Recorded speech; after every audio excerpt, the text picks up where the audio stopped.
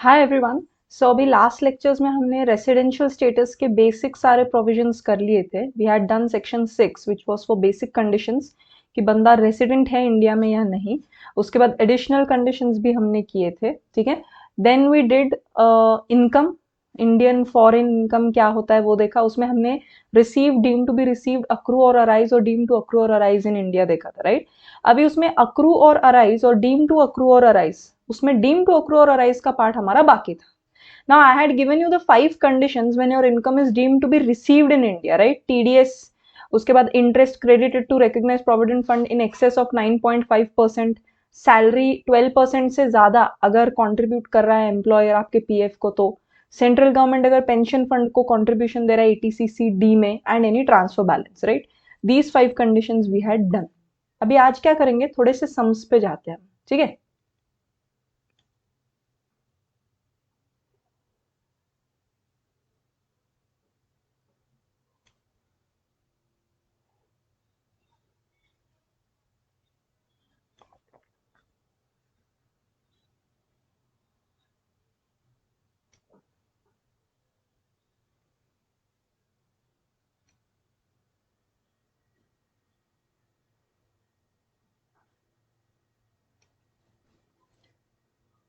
यहां पे ले लेंगे हमारा ईयर और डेज, ठीक है।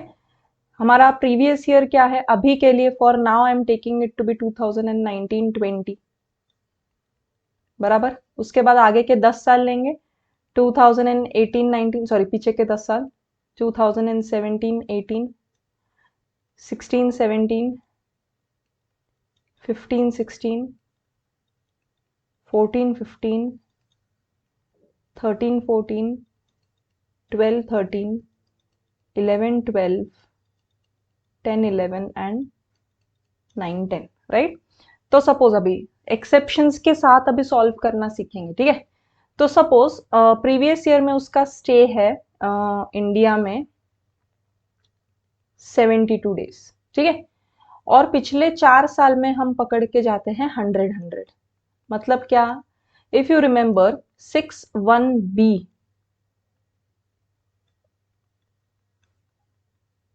याद है, 60 days plus 365 in last 4 years, 60 days in this year and 365 in last 4 years, ये सेटिस्फाई होना चाहिए। अभी यहाँ पे क्लियरली, यहाँ पे it's not 182 days and this is coming out to be 400 days, so this is definitely greater than 365 days, right? Now where will this change?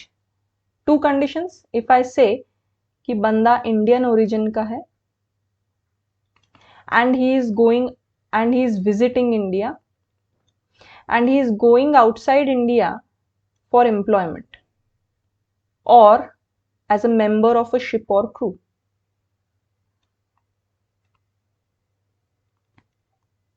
बराबर। ये दोनों अगर कंडीशंस रहेंगे तो ये मैं ले सकती हूँ क्या, नहीं, बिकॉज इन दो कंडीशंस में मैं सिर्फ सेक्शन 6(1)(a ले सकती हूँ, which is 182 days in the relevant previous year, right. ये एक ही कंडीशन अप्लाई होता है। तो आपको ध्यान देना है सिर्फ डेज में नहीं। अभी बच्चे क्या होता है, प्रोविजन तो पता रहती है बट बच्चे डेज देख के खुश हो जाते हैं। दे हार्डली सी कि बंदे का वो इंडियन ओरिजिन और ये जो तो एक्सेप्शंस है ना, इसको चेक करना बहुत इंपॉर्टेंट है। Because if you don't check it, there is a chance कि आपका आंसर गलत हो सकता है। बिकॉज ऑन फेस वैल्यू क्या दिखता है, 60 डेज हो गया, 400 डेज हो गए, बंदा resident. No, in this case he is going to be non resident because he needs to satisfy only this condition. अगर ये दो नहीं है तो ये बंदा रेसिडेंट है, और रेसिडेंट एंड ऑर्डिनरीली रेसिडेंट है यानी वो हम एडिशनल कंडीशन से निकालना सीख चुके हैं, राइट, बराबर है। अभी हम आगे जाते हैं। We have done the 5 cases जब income deem to be received in India, right. अभी इनकम डीम टू अक्रू और अराइज इन इंडिया करते हैं।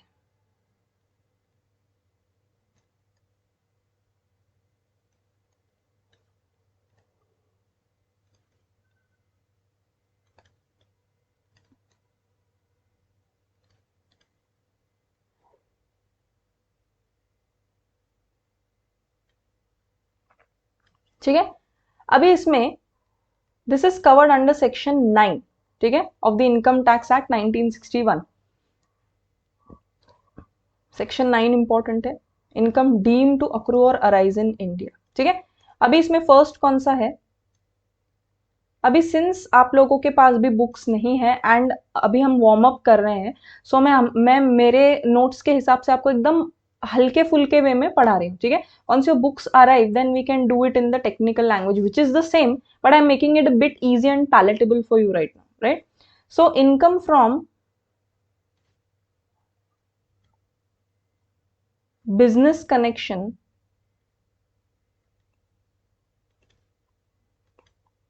इन इंडिया।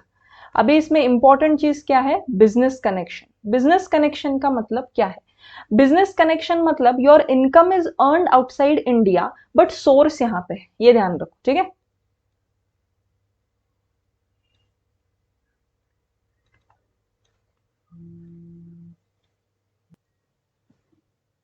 राइट गाइस, मतलब क्या? इनकम अर्न हो रहा है आउटसाइड इंडिया बट उसका सोर्स जो है दैट इज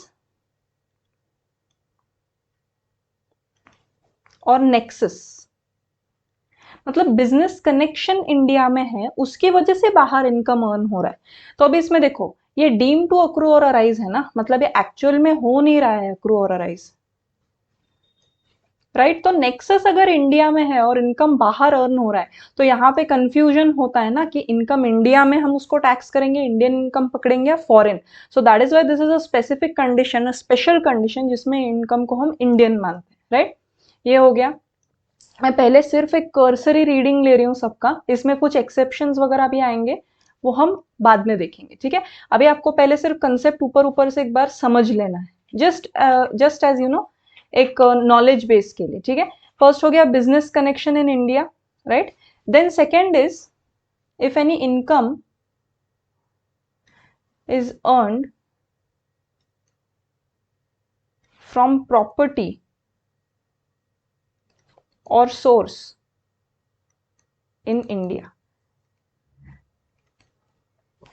अभी मैंने ज्यादा डिटेल में आपको बताया नहीं है क्योंकि अभी ये थोड़ा सा कॉम्प्लिकेटेड सेक्शन है, तो इसमें डिफरेंस देखो गाइस। बिजनेस कनेक्शन मतलब क्या?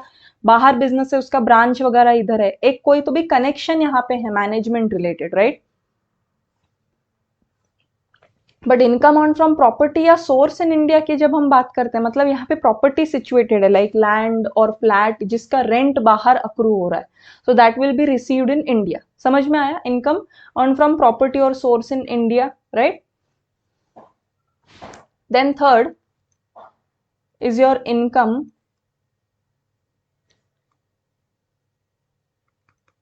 from capital asset in India। अगर कैपिटल असेट इंडिया में सिचुएटेड है, नाउ कैपिटल असेट जो है इसको हम आगे जाके कैपिटल गेन के चैप्टर में डिफाइन करेंगे, बट ऑन एन एवरेज मैं आपको एक शॉर्ट में डेफिनेशन बता देती हूँ। इट्स जनरली दो पार्ट्स में डिवाइडेड होता है, एक होते हैं लॉन्ग टर्म असेट्स और एक होते हैं शॉर्ट टर्म। अभी वो लॉन्ग टर्म शॉर्ट टर्म को ऐसे डिफाइन करते हैं कि आपके पास वो असेट कितने साल के लिए था। जनरली प्रॉपर्टी, गोल्ड, ज्वेलरी, इन सबको हम कैपिटल असेट बोलते हैं। तो अगर लैंड, चलो आप बेसिक लैंड या कोई फ्लैट पकड़ के चले जाओ, ठीक है? कैपिटल असेट अगर यहाँ पे सिचुएटेड है और उसका गेन जो है वो बाहर आ रहा है, कैपिटल गेन का जो इनकम है, तो again it will be taxed in India as Indian income, right? 3 हो गए। Next going to fourth, any salary income,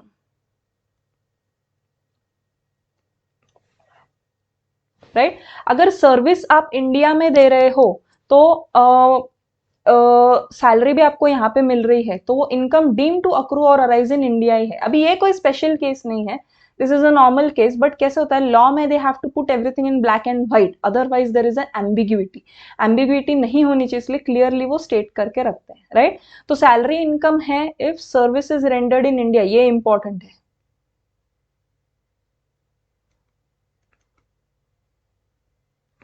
ठीक है, then it is deem to accrue और अराइज इन इंडिया। फिफ्थ पे जाते हैं अभी।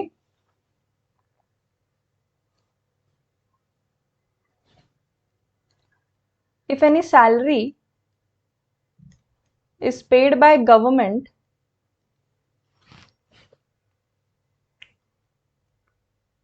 to any Indian citizen for services rendered outside India. मतलब क्या, जो एम्बेसडर्स होते हैं या फिर डिप्लोमेट्स होते हैं, फॉरेन डिप्लोमेट्स अपनी कंट्री को बाहर जाके रिप्रेजेंट करते हैं, तो उनको सेंट्रल गवर्नमेंट से पैसा मिलता है, but they are rendering services outside India, but it is for the government of India. तो ये जो सैलरी उनको मिलता है, it is again deem to accrue और arise in India only, right. उसके बाद any dividend paid by Indian company. मतलब क्या, अगर कोई भी इंडियन कंपनी है और उसने डिविडेंड पे किया है, it is deem to accrue और arise in India. We are not interested where it is received, उसको डीम टू अक्रू और अराइज इन इंडिया ही बोलेंगे। अभी डिविडेंड मतलब क्या होता है guys, it is a return on your investment. ये तो आपको मालूम ही है, शेयर होल्डर्स को रिटर्न के तौर पे डिविडेंड मिलता है। अभी कैसा होता है, अगर कंपनी को प्रॉफिट हुआ तो ही डिविडेंड डिस्ट्रीब्यूट होता है, otherwise not, right. So it is a return on the share holding you have. तो अगर इंडियन कंपनी डिविडेंड पे कर रहा है तो it will be deem to accrue और अराइज इन इंडिया, राइट। हो गया। Then any income by way of interest, royalty और टेक्निकल सर्विसेज, राइट। अभी इसमें गाइस एक इंटरेस्टिंग टर्न है, ठीक है। इसमें 3 लोगों से अगर आपको इंटरेस्ट, रॉयल्टी या टेक्निकल फीस, अभी टेक्निकल फीस मतलब क्या, अगर you are doing any consultancy services of any kind, ठीक है। तो अगर ये आपको किन 3 लोगों से मिला तो उसकी टैक्स लाइबिलिटी अलग अलग क्या क्या होगी। First, you are getting it from the government, central और state. You are getting it from any resident person, ठीक है, and you are getting it from some non resident person. ऐसे 3 कंडीशंस होंगे इसमें। तो अभी अगर आपको गवर्नमेंट ऑफ इंडिया से इनकम मिल रहा है, it is deem to accrue और अराइज इन इंडिया। रेसिडेंट से मिल रहा है, अगेन डीम टू अक्रू और arise in India. Non resident से भी सेम, बट अभी इसमें कुछ एक्सेप्शंस हैं। इन दोनों के एक्सेप्शंस क्या है? In the following cases it will not be deem to accrue और arise in India. First, if आपने जो बोरो किया हुआ मनी है, if borrowed money is utilized for earning income abroad, right? मतलब क्या, अगर आपने किसी रेसिडेंट या नॉन रेसिडेंट से यहाँ पे इनकम तो लिया है, बट वो इनकम आप बाहर इनकम अर्न करने के लिए यूटिलाइज कर रहे हो, then that income is not considered as to be deemed to receive, deemed to accrue or arise in India। मतलब ये हम उसको इंडियन इनकम नहीं मानेंगे। तो इन शॉर्ट ये फॉरेन इनकम है, राइट। सेकेंड, ये जो पेमेंट ऑफ रॉयल्टी है या टेक्निकल फीस है, this is related to any business outside India. मतलब क्या, सपोज मैं एक I am a person A, ठीक है, आई एम गेटिंग रॉयल्टी और technical fees from a person B who is इधर रेसिडेंट और नॉन रेसिडेंट, बट वो मुझे क्यों दे रहा है कि बिजनेस में बाहर हैंडल कर रहे हूँ, और बाहर के बिजनेस के लिए मेरे को रॉयल्टी और टेक्निकल फीस अगर मिल रहे हैं तो technically it is not Indian income, because source या नेक्सस बाहर है। लॉजिकली सोचो, right. So again it will be foreign income, it won't be considered as income deem to accrue और arise in India, right. Clear है? अभी हमारे हो गए 7 केसेस, एक बार गो थ्रू करते हैं। Income from any business connection in India, अगर कोई प्रॉपर्टी या सोर्स इंडिया में है, कोई कैपिटल एसेट इंडिया में है और उससे आपको गेन हो रहा है कुछ, ठीक है। सैलरी इनकम है, कोई गवर्नमेंट ने अगर इंडियन सिटीजन को सैलरी दिया है फॉर रेंडरिंग सर्विसेज आउटसाइड, ये गवर्नमेंट बहुत इंपॉर्टेंट है, ठीक है। Dividend paid by some Indian company, income अगर इंटरेस्ट, रॉयल्टी या टेक्निकल फीस के तौर पे आपको मिल रहा है तो it will be deem to accrue और arise in India unless it is utilize for some earning some other income और द रॉयल्टी और technical fees is being paid to you for handling businesses outside India, right. Right, तो ये 7 points पे आपका income deem to accrue और arise in India खत्म हो जाता है। There is one more point regarding deemed accrual of gifts in the hands of a non resident. अगर रेसिडेंट से नॉन रेसिडेंट को मिल रहा है, resident is giving a gift to non resident, तो उसकी टैक्सेबिलिटी है वो मैं आज नहीं लूंगी, थोड़ी सी क्योंकि कॉम्प्लिकेटेड है, राइट. तो आज मैंने एकदम आपको एक ओवरव्यू दिया कि क्या क्या इनकम डीम टू अक्रू और अराइज इन इंडिया है. आई होप आपको receive, deem to receive, accrue और arise and deem to accrue और अराइज, ये चारों का डिफरेंस जो मैंने लास्ट लेक्चर में पढ़ाया था वो याद रहेगा, राइट. अभी हमें इसमें ये जो फर्स्ट पॉइंट था बिजनेस कनेक्शन, इसके कुछ एक्सेप्शंस और डिटेल्स करने हैं. एंड ये जो डीम्ड अक्रूवल ऑफ गिफ्ट्स है, इसके कुछ एक्सेप्शंस और केसेस हमें करने हैं, वो मैं आज नहीं लूंगी because then it will go over your head, right. अभी ये तो हो गया, आपको इंडियन इनकम फॉरेन इनकम कैसे निकालते हैं वो पता चल गया. Next will go to taxability of Indian and foreign income. मतलब भाई किसके हाथ में क्या टैक्सेबल है.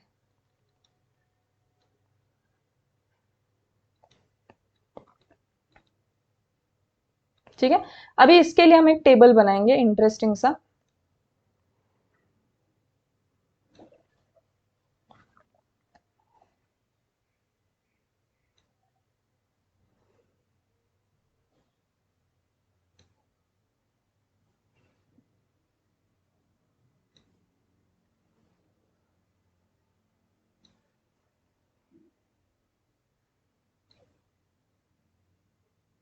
ठीक है.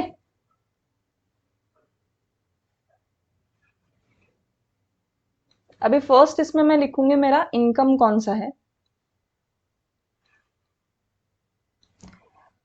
Whether it is Indian income और फॉरेन इनकम. ठीक है, ऐसे दो कंडीशंस हो जाएंगे इसमें. और रेसिडेंसी के हिसाब से अभी टैक्सेबिलिटी चेंज होती है. तो अपने कौन कौन से ये हैं, एक होता है अपना resident and ordinarily resident, resident and not ordinarily resident and non resident. ये तीन इसमें हमने इसको डिवाइड किया बिकॉज ये दोनों मिला के रेसिडेंसी हो गया. ठीक है. अभी कैसे आपको इसमें याद रखना है, इंडियन इनकम सबको टैक्सेबल है. ठीक है, it is taxable for everyone, तीनों को टैक्सेबल है. फॉरेन इनकम आरओआर को टैक्सेबल है. ठीक है, फॉरेन इनकम एनआर को टैक्सेबल नहीं है और आरएनओआर को भी टैक्सेबल नहीं है, बट इसके दो एक्सेप्शन है. इसके दो एक्सेप्शंस क्या है, मतलब ये दो केसेस में ही आरएनओआर को वो टैक्सेबल इन इंडिया है foreign income. First, from any business in India, business connection in India, और any profession setup in India. Business और प्रोफेशन में डिफरेंस क्या है गाइस. बिजनेस मतलब आप उद्योग कर रहे हो, so anyone can do business, but profession is you require a particular qualification. For example किराने का दुकान कोई भी खोल सकता है, बट सीए का प्रैक्टिस कोई भी नहीं कर सकता है, उसके लिए प्रोफेशनल क्वालिफिकेशन आपको चाहिए. ठीक है, तो एक्सेप्शन क्या है, अगर आपका बिजनेस है इंडिया में या प्रोफेशन है, तो इन दोनों केसेस में जो इनकम अर्न हो रहा है वो आपको टैक्सेबल रहेगा even if it is foreign income. समझ में आया, because it will be deem to accrue और अराइज इन इंडिया, जो भी हमने सेक्शन 9 में देखा, राइट. तो अभी देखो इंडियन इनकम सबको टैक्सेबल है. ऐसे देखो अभी टेबल में अगर आप देखोगे यहाँ पे इंडियन इनकम सबको टैक्सेबल है और आरओआर को भी सारे इनकम टैक्सेबल है. ये ध्यान रखो गाइस, ये टेबल बहुत इंपॉर्टेंट है. Get this table at the back of your hand, you can solve any sum. Okay, because Indian foreign income एक बार आपको सेग्रीगेट करने के बाद वो टैक्सेबल किसको है या नहीं वो भी देखना है. अभी हमने कंडीशंस तो देख लिए, 182 days, 60 days, 2 out of 10 years, 730 out of 7 years. But taxability जब हम वो आपको बहुत सारे डिटेल्स देंगे ना, तो कौन सी चीज किसको टैक्सेबल करनी है नहीं करनी है, that is also big question. तो उसमें भी मार खाते हैं बच्चे. तो पहले आप ये लर्न करो, इंडियन इनकम सबको टैक्सेबल है और आरओआर को सारे इनकम टैक्सेबल है. ये देखो ये और ये vertical and horizontal for ROR ही हैज नो रिस्पेक्ट. आरएनओआर को इंडियन इनकम टैक्सेबल है, एनआर को भी है. फॉरेन इनकम एनआर को कैसे टैक्सेबल होगा, मतलब एक तो पहले ही नॉन रेसिडेंट, ऊपर से फॉरेन इनकम, इनकम भी बाहर कमा रहा है, तो it won't be taxable here. And RNOR को कुछ एक्सेप्शंस में ही यहाँ पे टैक्सेबल इनकम, एक बिजनेस कनेक्शन और एक प्रोफेशन अगर इंडिया में सेटअप है तो, राइट। तो अभी इंडियन फॉरेन इनकम की टैक्सेबिलिटी हमने सीख ली, इनकम डीम टू रिसीव सीख लिया, income deem to accrue arise सीख लिया। अक्रू और अराइजल के वो दो एक्सेप्शन वाले जो पॉइंट्स हैं वो हम कर लेंगे, and then will start solving the sums. मतलब अभी आपको अलग अलग इनकम्स में दूंगी, आई विल सॉल्व इट कि पहले हम क्या देखेंगे, वो इंडियन है, फॉरेन है, नहीं है।